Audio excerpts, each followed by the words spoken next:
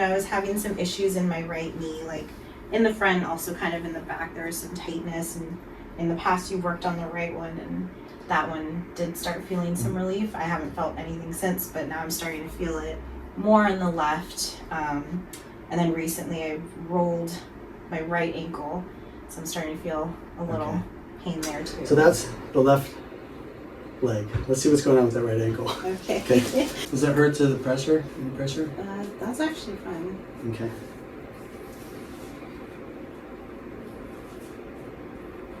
That's a little sensitive. On the outside? Closer to like where your other hand was at. Yeah. This hand? Yeah. Okay. Yeah. So if she internally rotated it, these ligaments are going to have been pulled, sometimes with little tears. Yeah. Most of us actually have torn these outer ligaments because we've twisted our ankles, because we live in shoes. We don't walk around barefoot our whole lives. Okay, so let's just check again the 4 quadrants of the room. So bring your foot up here, don't let me push. Bring it down and out. And up and in, and then down and in. Okay, try that up and in again. Up and out. Down and out. Point that down. Point toes down like that. Okay, so when somebody's twist their ankle, I expect this outer muscle called the peroneus or the fibularis to shut down, and it's not. So there's something, just from my expectation, let's just see. I'm going to check again if it's on or off. So hold this out, point your toes down. Yeah, and it's overfiring. Okay, so it's like the muscles are going full tilt. Okay, let's look at the double lines again. Hold your foot up and out and don't let me push. See, that shuts down. Hold your foot up and in, look at the double lines, and that shuts down. Okay, and point your toes down and in, and that shuts down. Okay, so that's what a muscle should do. If we bypass it, go to the main circuit breaker through the eyes to the brain, and this one is not. So instead of shutting down, it's overfiring. Okay, so wherever there's one muscle that's overworking, there's going to be another muscle that's underworking. So let's see if we can find it. So far we've worked the major muscles in the front of the leg. Let's try the muscles behind the leg. So hold your foot in, don't let me push out. Okay, and look at the double lines. Overfiring. Okay, so right now we have the fibularis and the popliteus. Okay, let's check. Hold your feet together, don't let me pull. So now I'm going above the knee. Okay, look at the double lines. Okay, that's fine. And then hold it again. And look at the double lines. And that's fine. Okay, that's the adductor gracilis. Hold here. Don't let me push down. Okay, so that's the quads. Okay, look at the double lines. Don't let me push. That's fine. That's fine. That's fine. That's fine. So okay. So the quads are fine. I'm going to the psoas muscle. Hold that up. Okay. Look at the double lines. That's fine. And TFL, part of the iliotibial band. Okay. And that's fine. Okay. Hold this straight out. Don't let me push. Okay. And look. And that's fine. That was a glute medius. Okay. So we've checked most of the major muscles in the front. So let's lay face down. So right now we have an overworking muscle here because of a strained ankle. Okay, and there's a muscle that's not working. Okay, the hamstring crosses the knee, so it's actually technically part of the lower leg as well. Okay, and so let me try. I'm going to push down and out. That's the inner hamstring, and that's not able to hold. And then I'm going to push down and in. That's the outer hamstring, and that's holding. Okay. Now I'm going to have you bring your toes up and don't let me push. And that's holding. And keep your toes up and don't let me push. And that's holding. So that's the gastroc and the soleus, basically the calf muscles. So we know that the hamstring, the inner hamstring, is not able to hold. So I'm going to use this X and see if it turns the muscle on. So we're going to bypass the muscle going to the circuit breaker again. So foot down, isolate the inner hamstring, and it's holding. So that we know that there's something going on between that hamstring and probably this. So let's actually check that. Okay, so hold here. Inner hamstring is not firing. I'm going to lightly rub over that fibularis, which is the one that was overworking, and then hold here. And now the hamstring is able to fire. So what I'm doing here when I rub is I'm turning down the volume because those receptors, the mechanoreceptors, are just below the skin. So just doing that will turn down the volume enough on that offending muscle to allow that muscle to turn up. So we're working with levers and, you know, like a soundboard.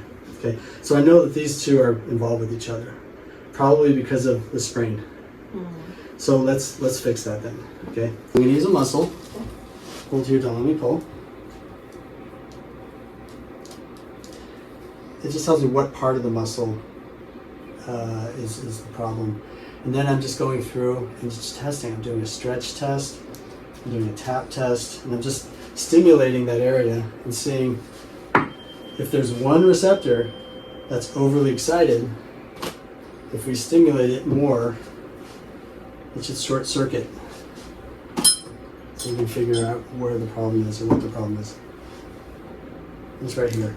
So this one is actually a receptor. It's about halfway down the fibularis, and it's responsive to 128 hertz. And that's actually called a Ruffini receptor.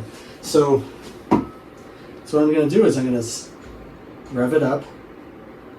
And while it's revved up, I'm resetting it with a deep tendon reflex. Okay, it can be anywhere in the body. Okay, so just from doing that, hold here again. Remember, this was weak. Now it's strong. Okay, we didn't even touch it, but we turned this one down. Now it's allowing that muscle to work. And so to complete it, to make it a permanent change, we need to stimulate the primary receptor and the secondary receptor, which is in this muscle. Okay, and it holds here. It's right there. And this one happens to be a deep pressure receptor called the Pacini. And so I'm going to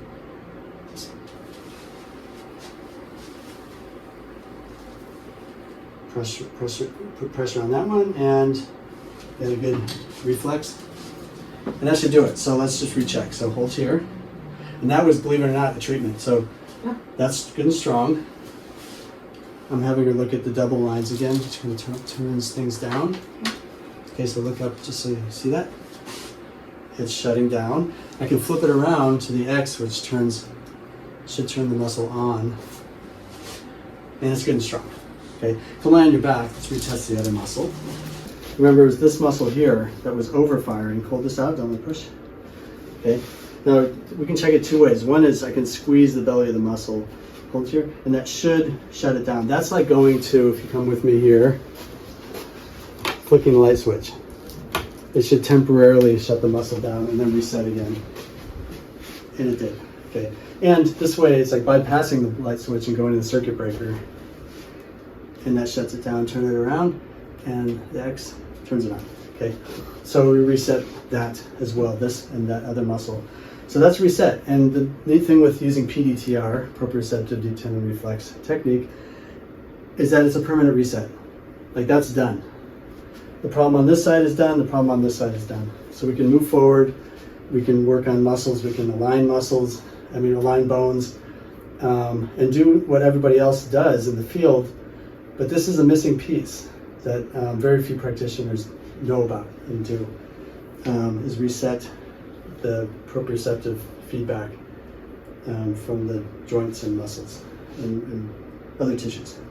Okay, check the alignment here too. Okay, so we're resetting the muscles, we're resetting the alignment, and then we might release tight muscles. Okay, so hold here again. I like to use a strong muscle test somewhere else in the body. It's kind of a biofeedback. So if I turn that ankle, or if I turn the heel inward, it short circuits. Okay, so it's telling me that that's out of alignment. So I can go in, just kind of reset it. There we go.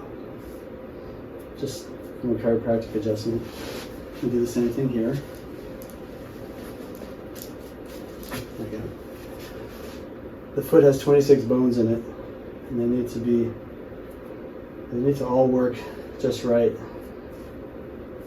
It's a tall order. Okay.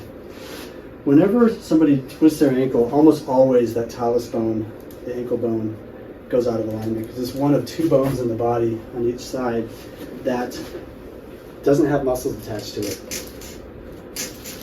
So there's one in here and there's one in the wrist called the lunate. They both don't have muscles attached. So if it goes out of alignment, it has a hard time resetting itself. So we just realigned the ankle bone.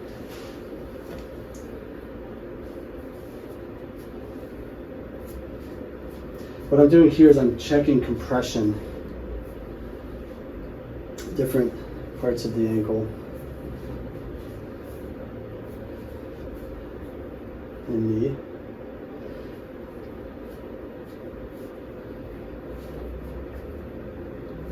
Yeah, this is okay. We adjusted the ankle, we reset the receptors, and that's all pretty good. So now what I'm going to do is I'm going to work up the system. I'm just going to check the low back too. So come lay face down.